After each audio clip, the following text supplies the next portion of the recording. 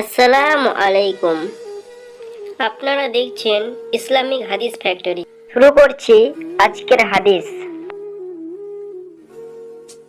হযরত আব্দুল্লাহ ইবনে আমর ইবনে আস রাদিয়াল্লাহু আনহু বলেন, রাসূলুল্লাহ সাল্লাল্লাহু আলাইহি সাল্লাম জাহান্নামের আলোচনার সময় ইরশাদ করিলেন, জাহান্নামী হইয়াছে প্রত্যেক কঠোর মেজাজ,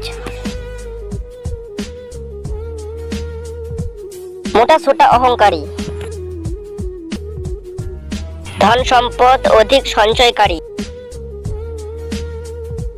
তদুপরি সেই ধন সম্পদ আল্লাহর রাস্তায় খরচ না করিয়া গরিব দুঃখীদের না দান করিয়া থাকে। আর জান্নাতের লোক হইয়াছে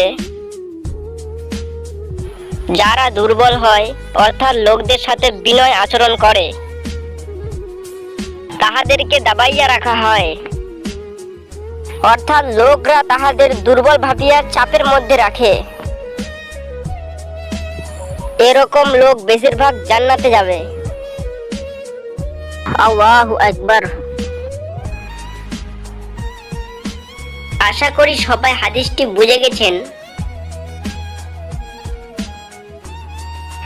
এই রকম আরো ভিডিও ও হাদিস শোনার জন্য এই চ্যানেলটিকে সাবস্ক্রাইব করে রাখুন, লাইক শেয়ার কমেন্টও করে রাখুন।